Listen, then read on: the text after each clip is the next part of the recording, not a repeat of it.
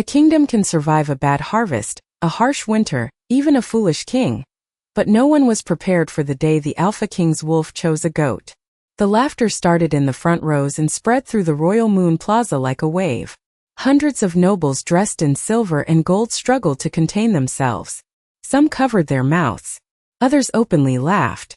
A few nearly spilled their drinks as they watched the unbelievable scene unfolding beneath the glowing lanterns. At the center of the plaza stood Alpha King Ethan Blackwood, ruler of Silverfang Kingdom. Tall, broad-shouldered, and calm beneath the weight of a sapphire crown, Ethan had faced storms, political rivalries, and years of responsibility without flinching. Yet in this moment, even he seemed unable to understand what he was seeing. His royal wolf, Shadowfang, stood only a few feet away. The massive silver wolf was legendary throughout the territories. Stories claimed he could sense truth from lies and loyalty from betrayal. During the ancient bonding ceremony, Shadowfang was expected to choose a worthy companion, whose presence would guide the kingdom toward prosperity. For generations, the royal wolf had selected respected warriors, gifted healers, or members of noble bloodlines. Never once had the choice been questioned, until tonight, because instead of approaching a powerful alpha or a celebrated noblewoman, Shadowfang had crossed the entire plaza, ignored every important person present, and stopped beside a small white goat. The goat was currently chewing a flower arrangement worth more than most villagers earned in a month. The crowd erupted again. "This must be some kind of mistake," one lord muttered. "Has the wolf lost its senses?" whispered another. Ethan heard every word. So did the council members standing beside him. The air smelled of candle wax, fresh roses, and growing embarrassment. Yet Shadowfang showed no uncertainty. The great wolf lowered his head. Slowly, deliberately, respectfully. Then he touched his forehead against the goat's. Silence crashed over the plaza. The laughter vanished as quickly as it had appeared. A pulse of pale silver light rippled outward from the unlikely pair. Lantern flames flickered. Silk banners fluttered in a wind that seemed to come from nowhere. Ethan felt the familiar energy of ancient magic brush against his skin. It was real. The bond had formed. The goat blinked once, completely unimpressed by the historical significance of the moment, and continued chewing the flowers. Somewhere in the crowd, a woman gasped. An elderly councilman nearly dropped his ceremonial staff. Ethan stared at Shadowfang, waiting for some sign that this was a misunderstanding. There was none. The wolf remained perfectly still, his golden eyes fixed on the goat with unwavering certainty. For the first time in many years, uncertainty tightened in Ethan's chest. The bonding ceremony had never been wrong. Not once.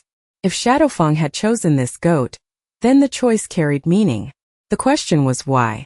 A distant bell echoed from one of the palace towers. The sound rolled across the plaza beneath the stars. Ethan looked toward the small animal standing at the center of everyone's attention. The goat finally lifted her head.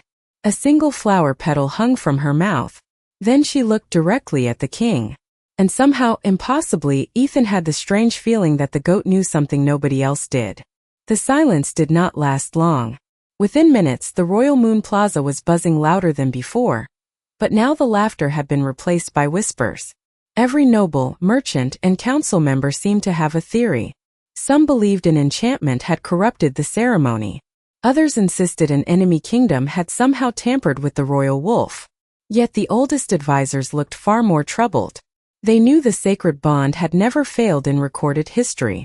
Alpha King Ethan Blackwood remained standing at the center of the plaza as servants carefully escorted the white goat away from the crushed flower display. Shadowfang followed without hesitation. Wherever the goat stepped, the great wolf stepped beside her. The sight felt almost unreal. The kingdom's most respected creature now acted like a loyal guardian to an animal that belonged on a hillside pasture. Ethan watched the pair disappear through the palace gates. Strange uneasiness settled over him. He had trusted Shadowfang for years. The wolf had guided him through difficult decisions, sensed danger long before others noticed it, and never once acted without purpose. If Shadowfang had chosen this path, there had to be a reason. The problem was that no one could see it. The ceremony officially ended shortly before midnight. Guests returned to their estates carrying the story with them. By sunrise, every corner of Silverfang Kingdom would know what had happened. Ethan already imagined the joke spreading from village to village. Yet something deeper worried him. Ancient traditions existed for a reason. Every bond in history had eventually revealed a hidden purpose. He feared this one would be no different. The next morning, pale sunlight poured through the tall windows of Blackwood Palace. Ethan sat in the council chamber while advisors argued around him. Maps covered the long oak table. Books of law were stacked in untidy piles. Voices overlapped until the room became exhausting. The bond should be reviewed. The ceremony should be repeated. The kingdom will become a laughingstock. Ethan finally raised his hand. The room fell silent. The bond stands, he said calmly. Until proven otherwise, the law remains the law. Several council members exchanged uncomfortable looks. None dared challenge him directly. Before anyone could continue, the chamber doors suddenly opened. A palace servant rushed inside, breathing hard. "Your Majesty," he said. "There is another problem." Ethan slowly stood. What happened? The servant swallowed. The goat escaped. For a moment nobody spoke. Then several advisors groaned. One elderly lord buried his face in his hands. Ethan closed his eyes briefly. "Escaped where?" "We do not know, Your Majesty."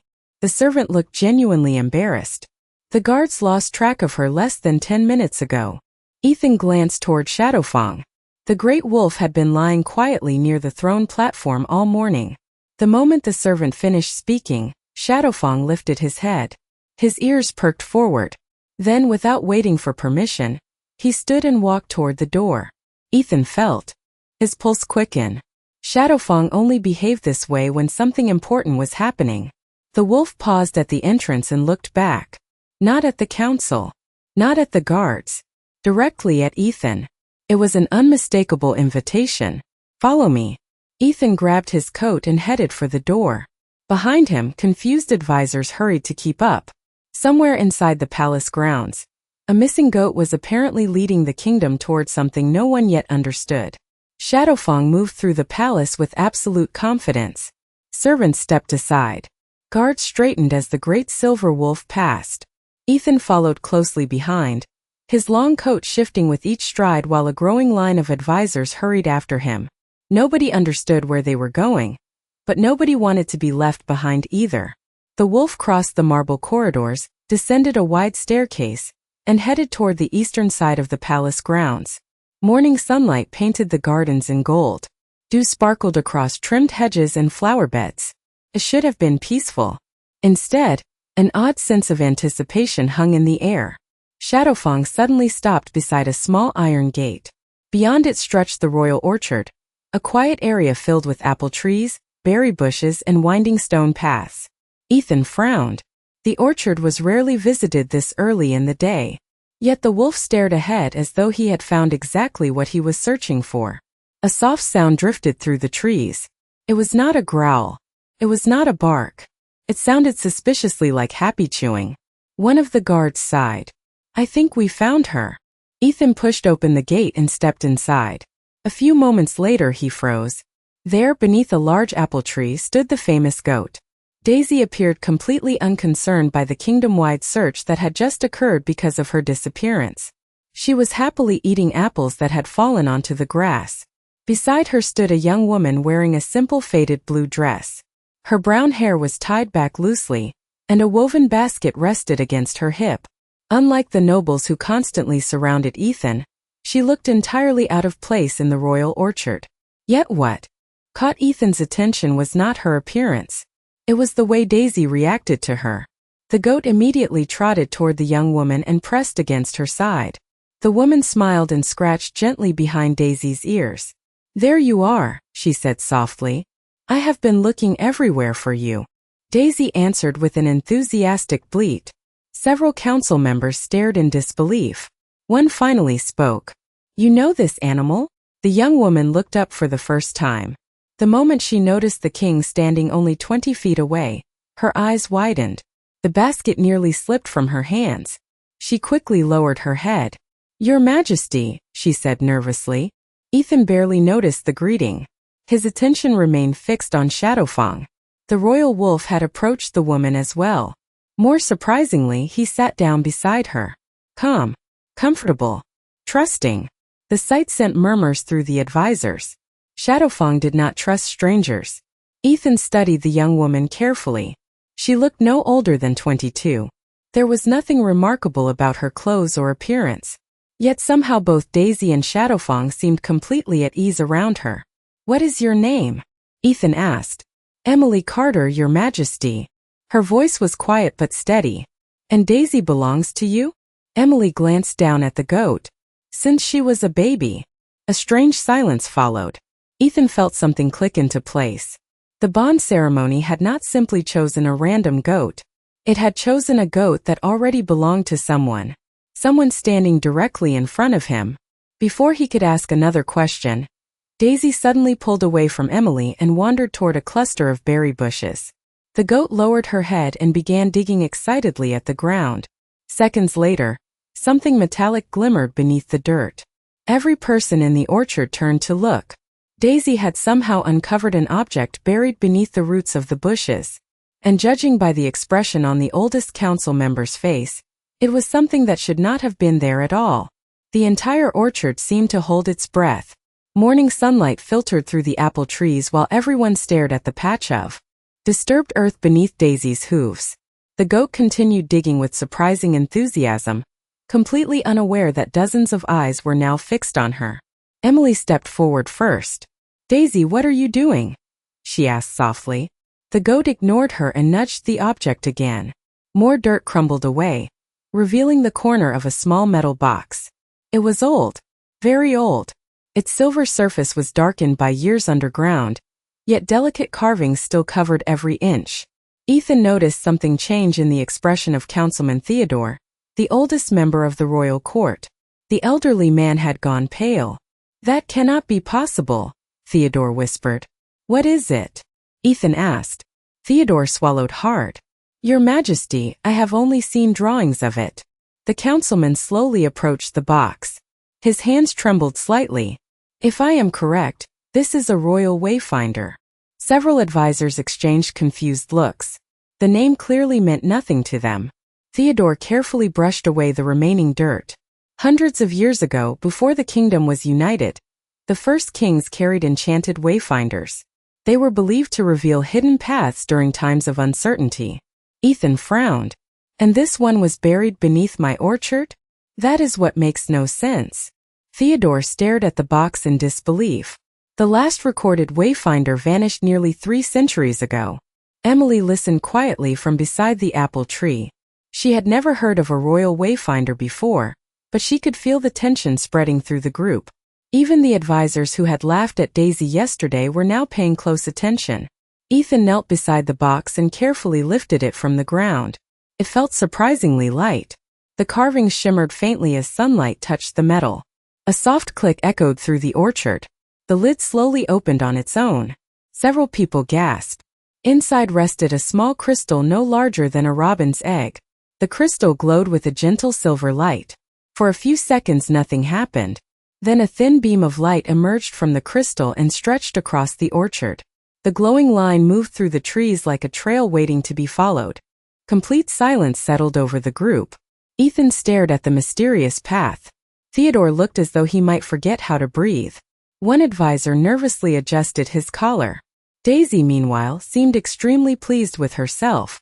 She trotted back to Emily and proudly accepted a scratch behind her ears. Ethan slowly stood. The beam pointed beyond the orchard walls, toward the distant hills east of the capital. "Do you know where it leads?" he asked Theodore. The councilman shook his head. "No one does. According to legend, a wayfinder only activates when the kingdom needs guidance." Ethan glanced toward Shadowfang. The great wolf was staring at the glowing path with focused attention. It was the same look he had worn during the bonding ceremony. The same certainty. The same purpose. Ethan felt the pieces beginning to connect, though he still could not see the full picture. First the bond, then Daisy's disappearance. Now a lost artifact buried beneath palace grounds. None of it felt random anymore. Emily looked down at Daisy, who had already begun searching for another snack among the grass. "I do not think she understands how much trouble she is causing," Emily said quietly. To her surprise, Ethan laughed. It was brief but genuine. The tension in the orchard eased for a moment. Then the crystal suddenly brightened. The silver path extended farther into the distance.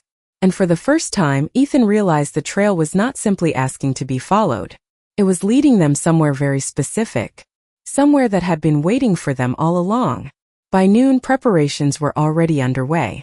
The glowing silver trail continued beyond the capital, stretching across rolling hills and disappearing into the distant countryside.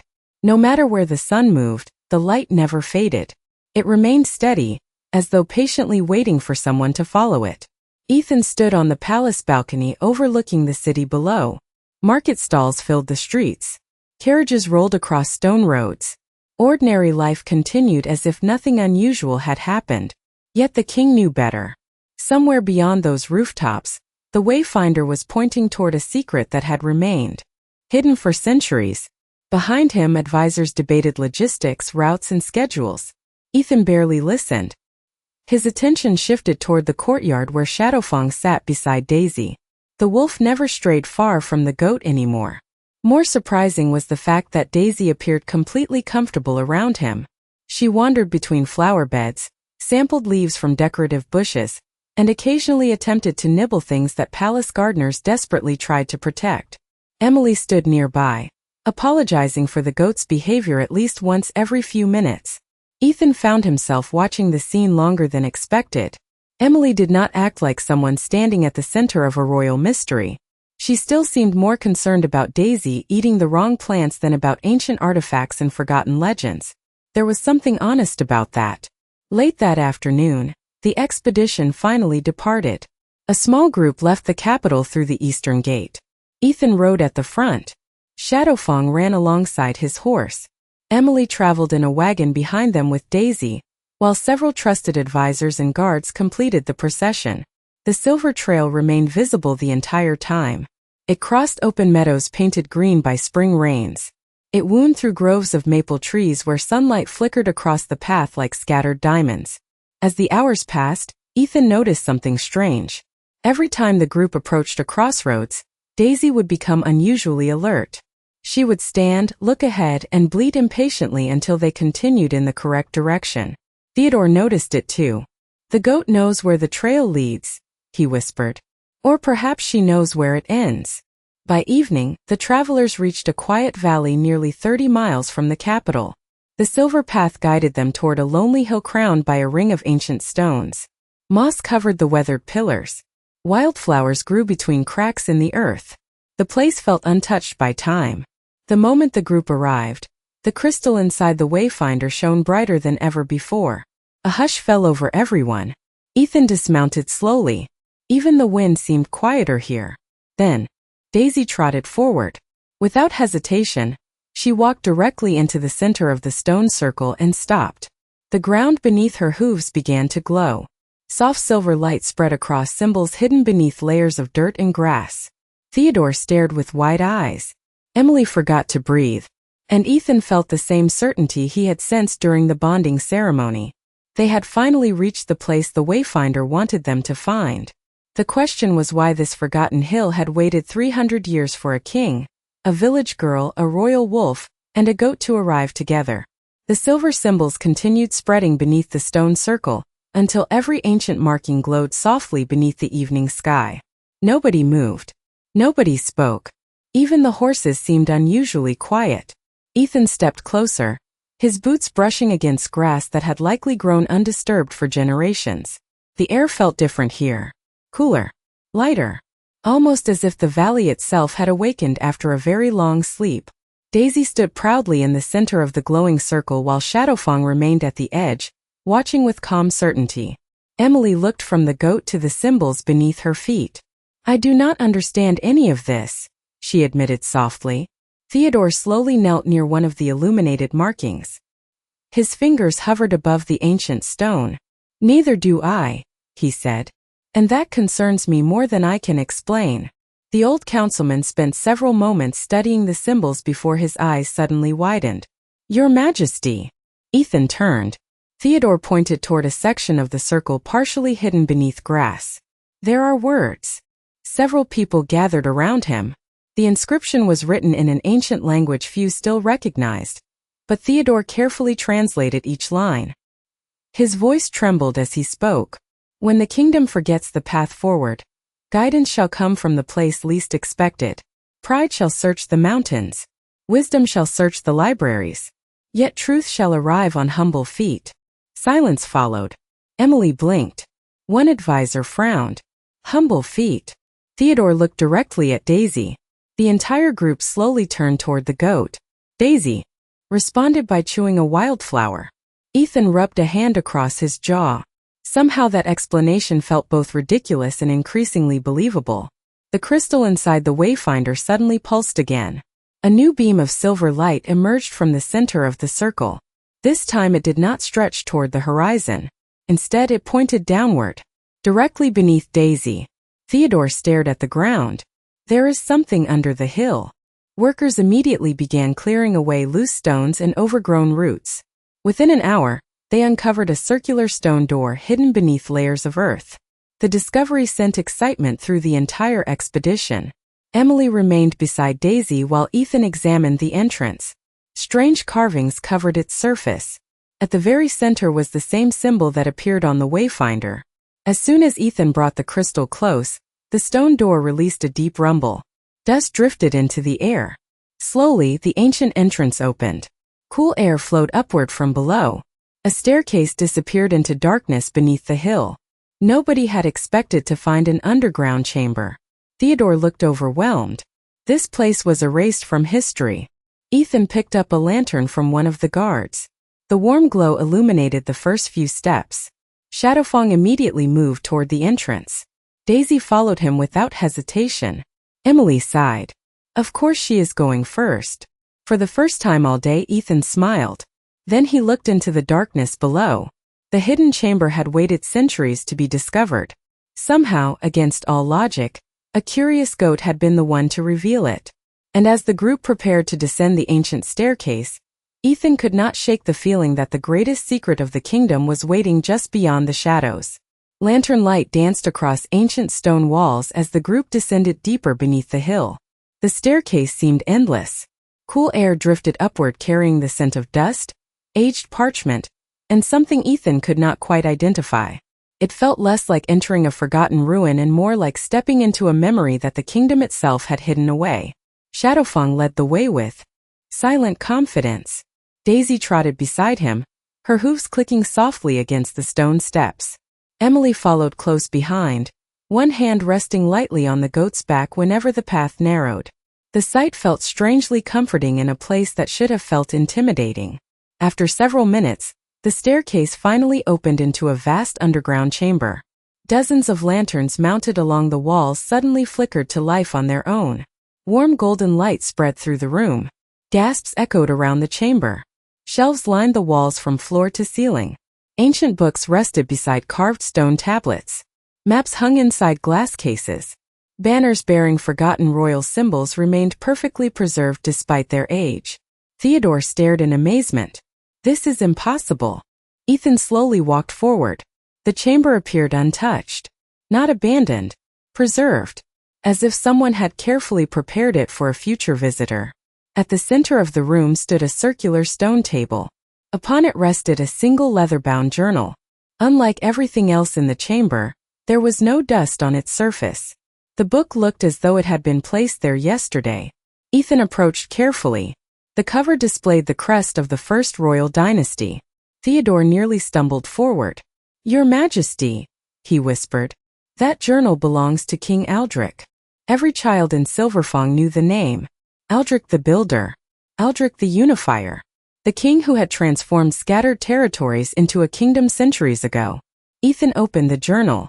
The pages appeared fragile, yet the ink remained clear. The first entry immediately caught his attention. Not because of what it said, because of who it mentioned. A goat.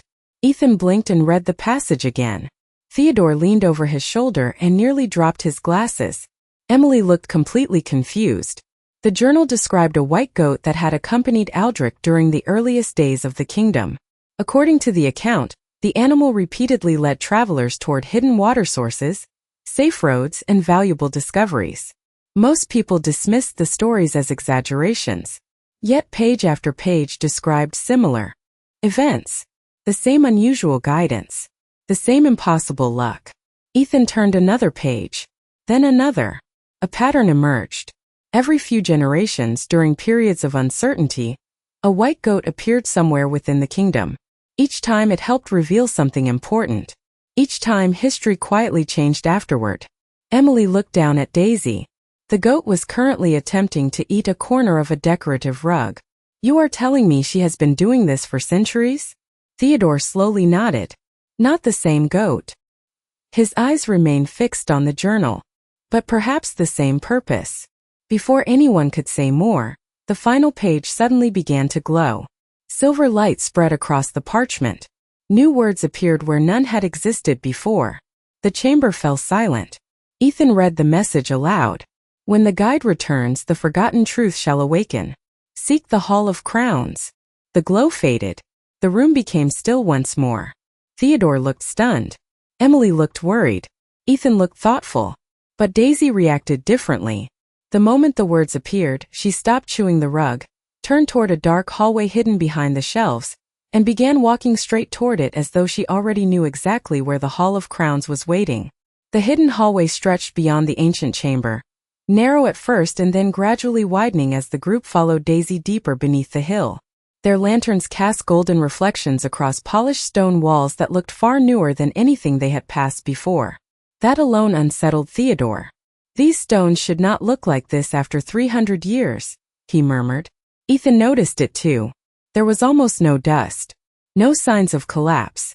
It felt as though someone had been maintaining the passage long after the rest of the kingdom forgot it existed. Daisy continued forward with remarkable confidence. She never hesitated. Never stopped. Emily hurried behind her, occasionally calling the goat's name whenever she wandered too close to decorative carvings along the walls. Shadowfang remained beside them, calm and alert. After several minutes, the corridor opened into an enormous circular hall. Everyone froze. Hundreds of crowns rested inside glass cases arranged in perfect rows.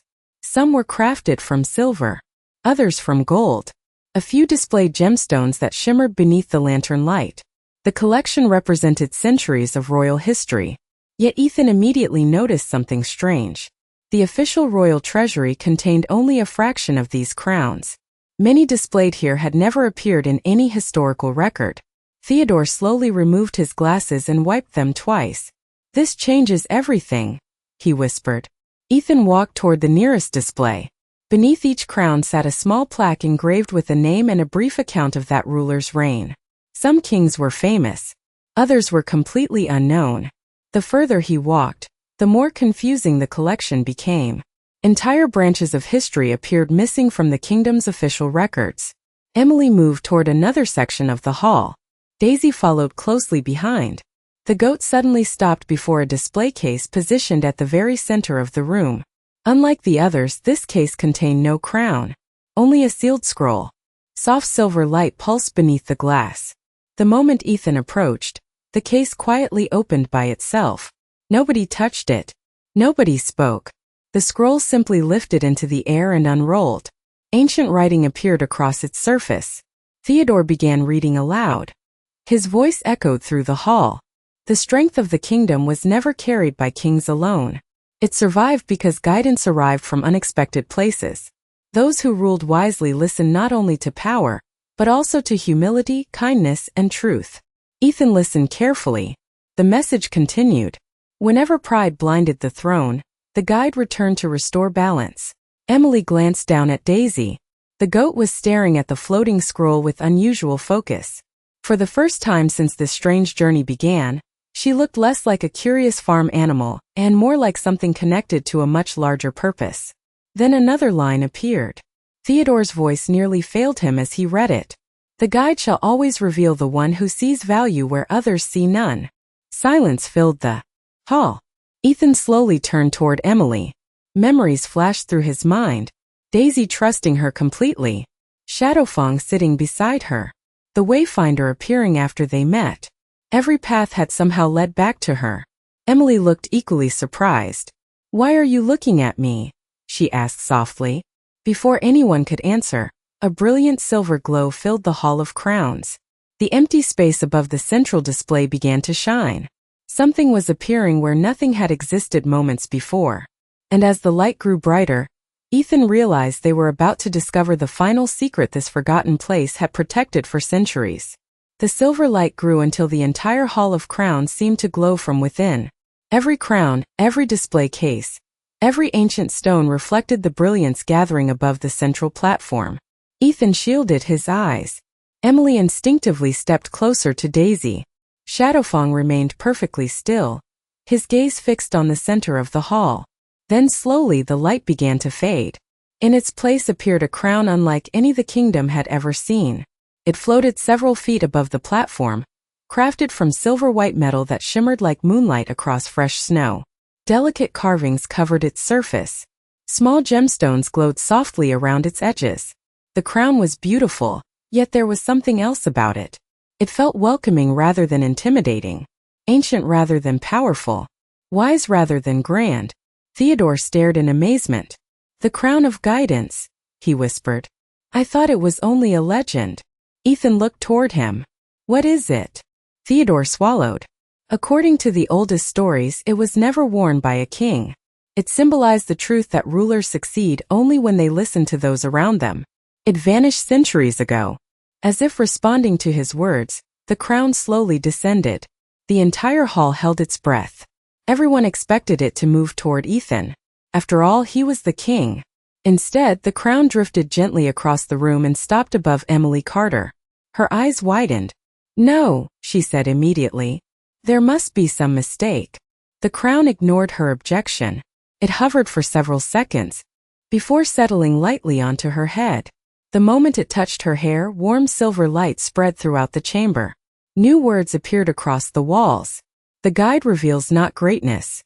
The guide reveals goodness." Ethan read the sentence twice.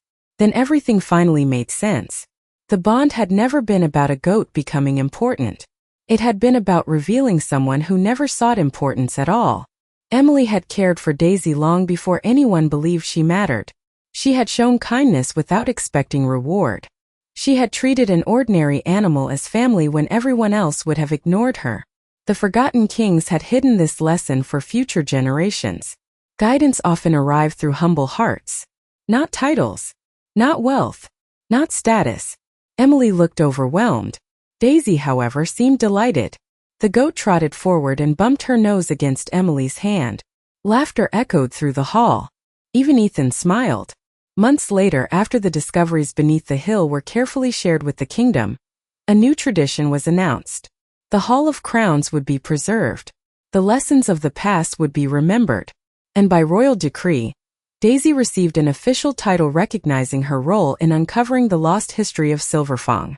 During the ceremony, nobles, advisors, and citizens gathered in the palace courtyard. Emily stood beside Ethan. Shadowfang sat proudly nearby. Daisy wore a small blue ribbon and looked entirely pleased with the attention. When the announcement was made, cheers filled the courtyard. The goat had become an official member of the royal household. Yet as Daisy wandered off to investigate a basket of flowers moments later, Ethan found himself laughing. History would remember ancient crowns, hidden chambers, and forgotten truths. But perhaps the greatest lesson was much simpler. Sometimes the future of a kingdom begins with the one creature nobody thought was important at all.